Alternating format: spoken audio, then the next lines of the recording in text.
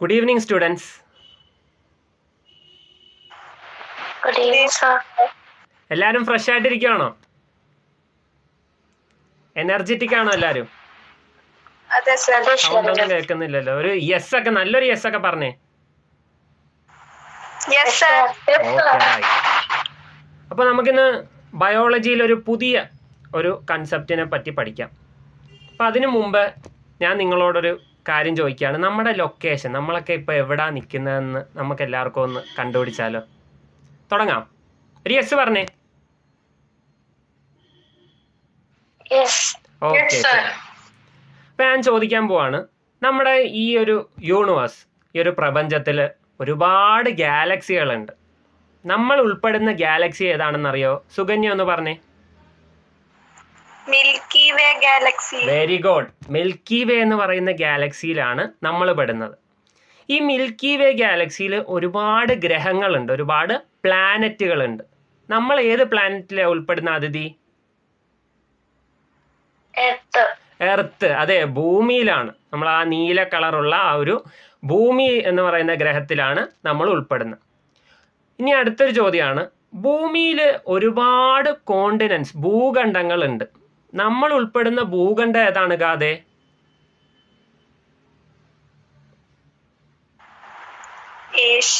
Asia. Very good.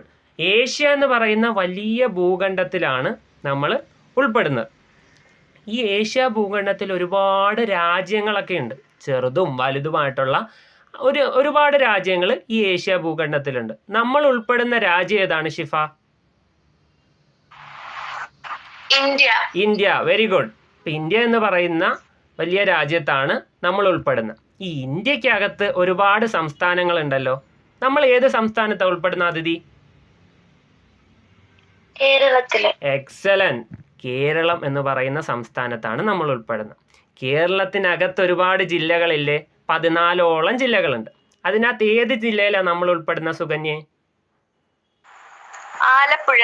Very good. Alappuzha എന്ന് പറയുന്ന ജില്ലയിലാണ്. ഇനി കുറച്ചുകൂടെ സ്പെസിഫൈ ചെയ്ത് പറയുകയാണെങ്കിൽ, ആലപ്പുഴയിൽ എവിടാണ് നമ്മുടെ ആ ഒരു കറക്റ്റ് ലൊക്കേഷൻ സ്കൂളിന്റെ? ഒന്ന് പറഞ്ഞേ ഗാഥ, ഒന്ന് പറഞ്ഞേ. Very good. ആര്യാട് എന്ന് പറയുന്ന സ്ഥലത്താണ്. അപ്പോൾ നമ്മൾ ഇങ്ങനെ വലിയ ഒരു മിൽക്കി വേയിൽ നിന്ന് നമ്മളിങ്ങനെ ചെറുതായി വന്ന് ആര്യാട് വരെ എത്തി നിൽക്കുകയാണ്. അപ്പം ഇതേപോലെ നമ്മുടെ ലോകത്തുള്ള സകലമാന ഓർഗാനിസങ്ങളെയും ഇങ്ങനെ അവരുടെ ഒരു റിലേഷൻഷിപ്പ് അനുസരിച്ച്, നാച്ചുറൽ റിലേഷൻഷിപ്പ് അനുസരിച്ച് ഇങ്ങനെ ക്ലാസിഫൈ ചെയ്തിട്ടുണ്ട്. അപ്പം ഈ ക്ലാസിഫൈ ചെയ്ത ടോപ്പിക്ക് ഇങ്ങനെ ഒരു മേഖല ഉണ്ട്. അപ്പം ഇതിന് പറയുന്ന പേരെന്താണെന്ന് അറിയാവോ ആർക്കെങ്കിലും? ഇല്ല. ടീച്ചർ പറഞ്ഞു. അറിയാവോ? അതിഥിക്ക് അറിയാവോ? ഇല്ല.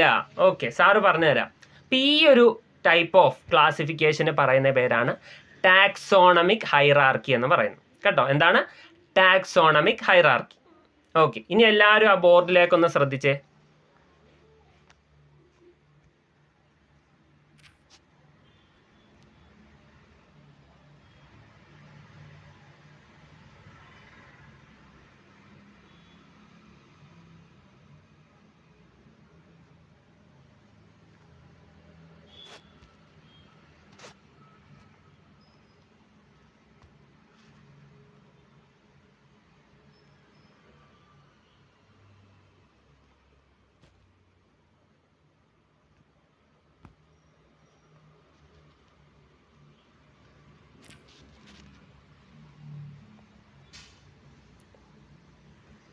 അപ്പം നിങ്ങൾ പറഞ്ഞ ആ ഒരു ഉത്തരവാണിത്.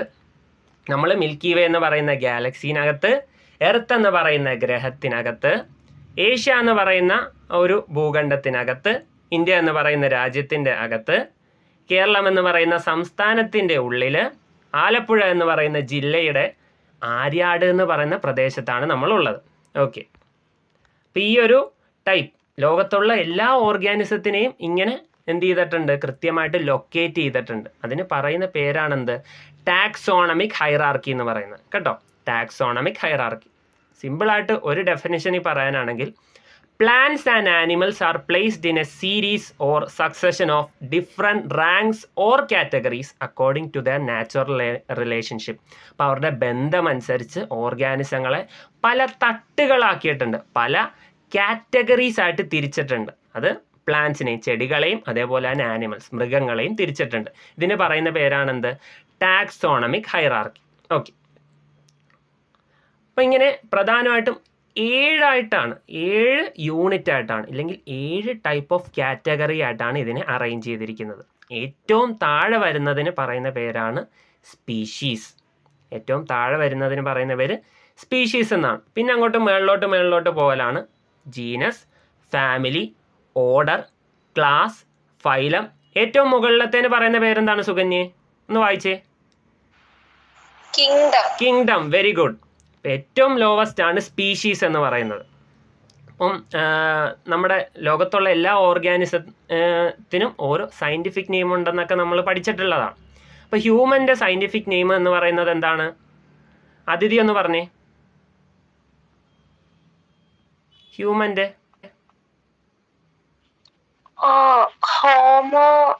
അതെ, ഹോമോ സാപ്പിയൻസ്. നമ്മൾ എവല്യൂഷൻ എന്ന് പറഞ്ഞ ചാപ്റ്ററിൽ പഠിച്ചതാണ്. ഹോമോ സാപ്പിയൻസ് എന്നാണ് ഹ്യൂമൻസിൻ്റെ പേര്. അപ്പോൾ അതാണ് ഏറ്റവും ചെറുതായിട്ടുള്ള സ്പീഷീസ് എന്ന് പറയുന്ന ആ ഒരു കാറ്റഗറിയിൽ അത് വരും.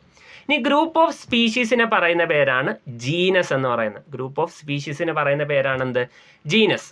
ഗ്രൂപ്പ് ഓഫ് ജീനസുകളുടെ ഒരു കൂട്ടം ഇല്ലെങ്കിൽ അവരുടെ അസംബ്ലേജിന് പറയുന്ന പേരാണെന്ത്? ഫാമിലി. ഫാമിലി എന്ന് പറഞ്ഞാൽ കുടുംബം. നമ്മുടെ കുടുംബത്ത് ഒരുപാട് ആളുകളില്ലേ, ആ അംഗങ്ങളെല്ലാം കൂടെ കൂടുമ്പോഴല്ലേ കുടുംബമാകുന്നത്. അങ്ങനെ ജീനസിൻ്റെ ഒരു കൂട്ടത്തിനെ പറയുന്ന പേരാണ് ഫാമിലി എന്ന് പറയുന്നത്.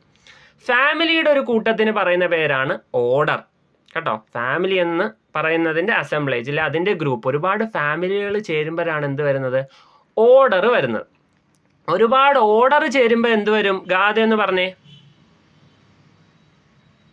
എന്ത് വരും? ബോർഡിലൊന്ന് നോക്കി പറഞ്ഞേ. Yes, class. ഒരുപാട് ഓർഡറുകൾ ചേരുമ്പം ക്ലാസ് ആയിട്ട് മാറും. ക്ലാസ്സുകളെല്ലാം അതിൻ്റെ ഒരു ഗ്രൂപ്പ് ചേർന്ന് വരുമ്പോൾ അതിന് പറയുന്ന പേരാണെന്ത്? ഫൈലം. കേട്ടോ, ക്ലാസിൻ്റെ ഗ്രൂപ്പിലെ ക്ലാസിൻ്റെ അസംബ്ലേജിന് പറയുന്ന പേരാണെന്ത്? ഫൈലം എന്ന് പറയുന്നത്. ഓക്കെ, ഇപ്പോൾ ഫൈലത്തിൻ്റെ ഗ്രൂപ്പുകൾ ഇല്ലെ, ഫൈലത്തിൻ്റെ ഒരു കൂട്ടത്തിന് പറയുന്ന പേരാണെന്ത്? കിങ്ഡം എന്ന് പറയുന്നത്. 2 കിങ്ഡം ആണ് പ്രധാനമായിട്ടുള്ളത്. ഏതൊക്കെയാണെന്ന് പറയാമോ സുകന്യ? നമ്മൾ പഠിച്ചിട്ടുള്ളതാണ്. ഏതൊക്കെയായിരിക്കും? അറിയാവോ? അതെ, അനിമേലിയ. പിന്നെ അപ്പൊ ചെടികളുടെ എന്തായിരിക്കും പറയുന്നത്?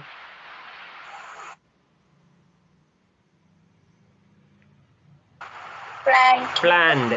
പ്ലാന്റ് കിങ്ഡം ഉണ്ട്, ആനിമൽ കിങ്ഡം ഉണ്ട്. നമ്മൾ തുടക്കത്തിൽ പറഞ്ഞു ചെടികളുണ്ട്, മൃഗങ്ങളും ഉണ്ട്. ഇവരുടെ 2 പേരെയാണ് ഇങ്ങനെ കൃത്യമായിട്ട് ക്ലാസിഫൈ ചെയ്തിരിക്കുന്നതെന്ന് പറഞ്ഞു. അപ്പോൾ അതേപോലെ പ്ലാന്റ് കിങ്ഡം ഉണ്ട്, ആനിമൽ കിങ്ഡം ഉണ്ട്. അപ്പം ഇങ്ങനെ 7 എണ്ണം ഇങ്ങനെ ഒരു ഹൈറാർക്കിയൽ ഓർഡറാണ്. ഹൈറാർക്കി എന്ന് പറഞ്ഞാൽ ചെറുതിൽ നിന്ന് വലുതിലേക്ക്. സ്പീഷ്യസ് ആണ് ഏറ്റവും ചെറുത്, കിങ്ഡം ആണ് ഏറ്റവും വലുത്. അപ്പോൾ ഈ ഒരു ഓർഡർ വളരെ കൃത്യമായിട്ട് പഠിക്കുക എന്ന് പറഞ്ഞാൽ ഭയങ്കര ഇമ്പോർട്ടൻ്റ് ആണ്. അപ്പോൾ എല്ലാവരും ആ ഓർഡർ കൃത്യമായിട്ട് പഠിക്കണം. അപ്പോൾ അതിന് സാറ് 2 മെത്തേഡ് പറഞ്ഞുതരാം കേട്ടോ. ഒന്നാമത്തെ മെത്തേഡാണിത്. എല്ലാത്തിൻ്റെ ആദ്യത്തെ അക്ഷരം എടുത്തു വെച്ചിട്ട് നമ്മൾ പറയുന്നത്. നോക്കിക്കേ, SG, ഫോക്ക്, PK, ഇങ്ങനെ നമുക്ക് അതിനെ വായിക്കാം. S എന്ന് പറയുന്നത് ജീനസ്. G എന്ന് പറയുന്നത് എന്തിനെ സൂചിപ്പിക്കുന്നത് ഷിഫ? ജീനസ്. Very good. ഇപ്പൊ F എന്തായിരിക്കും? അതിഥി ഒന്ന് പറഞ്ഞേ. ഫാമിലി. O എന്താണ് സുകന്യ? ഓർഡർ. Very good. അപ്പം C എന്തായിരിക്കും ഷിഫ എന്ന് പറഞ്ഞേ? അപ്പൊ PO അതിഥി? ഫൈലം. K എന്ന് പറയുന്നത് കിങ്ഡം ആണ്. അപ്പൊ ഇങ്ങനെ നമുക്ക് എല്ലാത്തിൻ്റെയും ആദ്യത്തെ പേര് വെച്ചിട്ട് നമുക്ക് കൃത്യമായിട്ട് ഓർത്തിരിക്കാൻ പറ്റും.